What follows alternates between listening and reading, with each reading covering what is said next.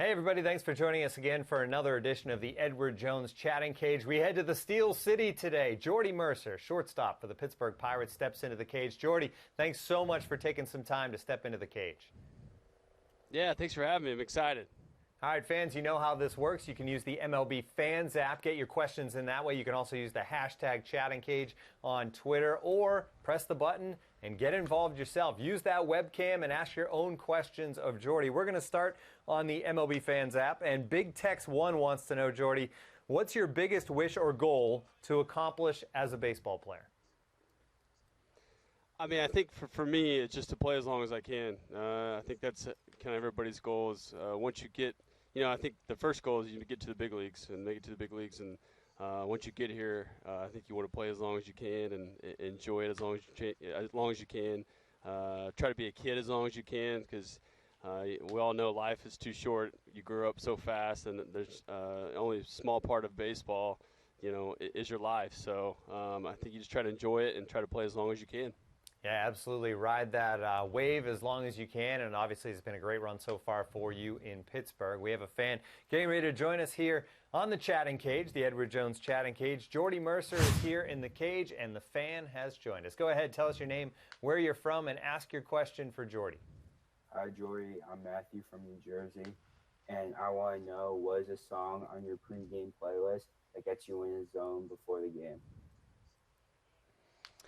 Oh, awesome. I got a few, but I think Future is one of my favorites.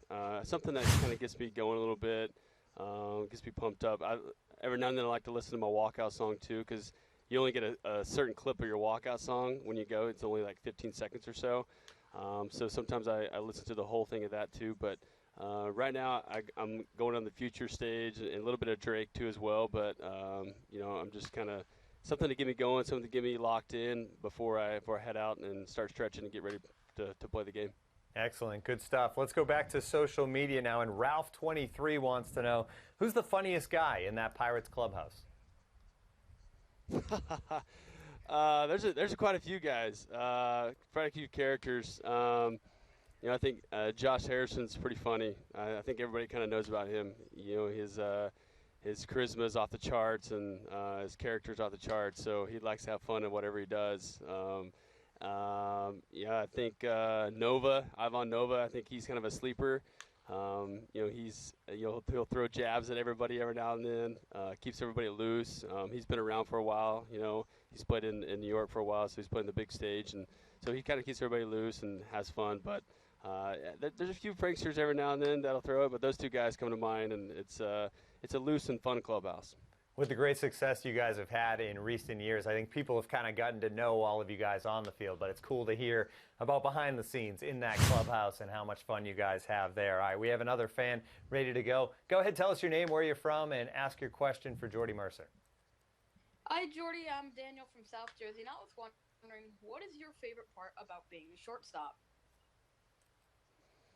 Hey, Daniel. Man, there's a lot of things, to be honest with you.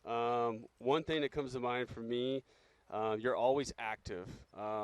So wherever the ball's hit, wherever the play's happening somewhere, you always have a chance to move somewhere. You always have a chance to go somewhere instead of just stay in your position. As say, maybe like a first baseman, doesn't move as much, or somebody like that. The catcher doesn't move as much. But as a shortstop, you always have somewhere to go. And so whether the ball's hit to you or not, I feel like you can always go somewhere and always be somewhere in some place. And maybe the ball will find you, and maybe the play will find you, and you can actually get the out or make something happen.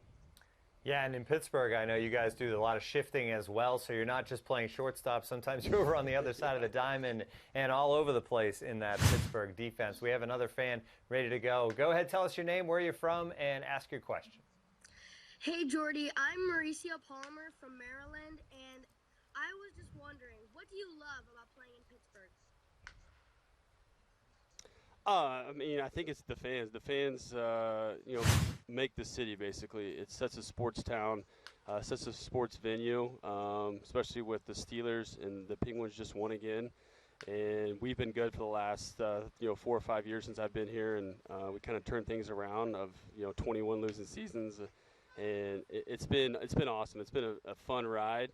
And the fans is what makes it the most, special part about it is they're so passionate about, their sports and their city and, the way they back us up. And, yeah, they're going to get on to us if we don't play well. I mean, that's just the way it is. And they expect good things out of us, and that's fine. They hold us accountable, and that's kind of the way it should be. And but they're loyal, diehard fans, and they love all three of their sports teams very much.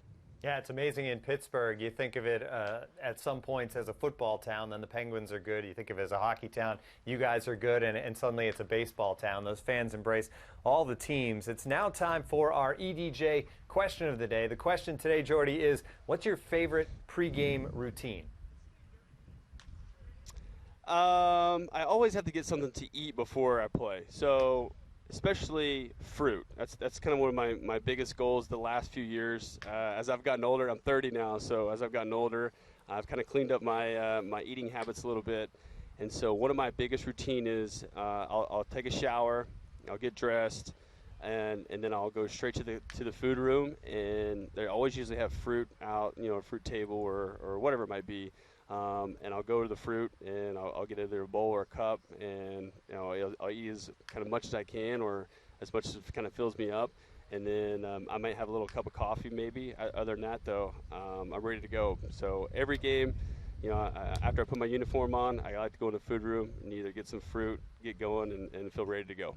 Goes right in there with your goal to play as long as you can. You get to 30, right? You got to start eating the fruit a little more often. That's right. and the vegetables and all of that stuff. This is the EDJ Edward Jones Chatting Cage, and we're joined now by another fan online. Go ahead, tell us your name, where you're from, and ask your question for Jordy. Hi, Jordy. My name's Corey. I'm from Cincinnati, and my question to you is how big of an honor was it to play for the U.S. national baseball team? Oh man, good question. Man, it was so awesome. I got to do it twice too. So one in college, and one in pro ball, and it was so cool. It was so cool to actually travel and to see different parts of the world too as well. I think that was really neat, especially as a young kid. You don't get to travel as much, around the world, and was able to do that. And we went to Amsterdam. We went to Panama. Went to Rio de Janeiro in Brazil. I mean, went to some really neat spots.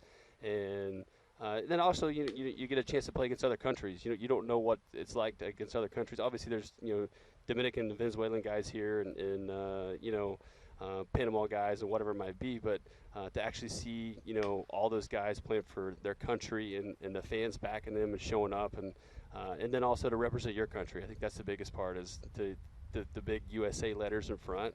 It doesn't get any better than that. And so to be able to form a bond of brothers, with your group, with your significant team when you guys are all over from America, and then join together and go somewhere and play for a couple months as a group, it's pretty special. And like I said, the USA in front, it doesn't get any better than that. Yeah, and more players are going to get that opportunity. You have the World Baseball Classic, obviously, now, and then the Olympics are adding baseball back next time around in Tokyo. So it's great to see more players be able to represent their country, not just the United States, but around the world. And we have another fan ready to go. Go ahead, tell us your name, where you're from, and ask your question for Jordy. Hi, Jordy. Hey, how are you? It's good.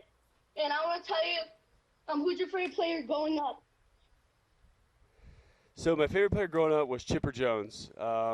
They're always on TBS. I think that was one of the reasons why the Braves were always on TBS growing up. So I remember coming home from school, Mom would be cooking dinner, and the pregame show would come on, and she'd be like, "All right, dinner's ready. Let's go eat." And I'm like fighting her, like, "No, I don't want to go eat. I want to stay here and watch the pregame show." And I just always was fond of Chipper Jones. The way he played, obviously he's a superstar. He's a first ballot Hall of Famer. He's all that stuff combined. But just the way he handled himself, I think that was the biggest thing for me. Is he wasn't never too flashy and never really did anything crazy. He was just so consistent and stayed out of the media and did some wonderful things on the baseball field. And I think the player speaks for itself. He put up the numbers and all that stuff for himself. But for me, it's just the way he handled himself and the way he carried himself with the media. And he was always a consistent player and played played for a long time too. So he was always been one of my favorites and still is one of my favorites. And I actually got to meet him too in 2012, they played their last series here. The Braves did.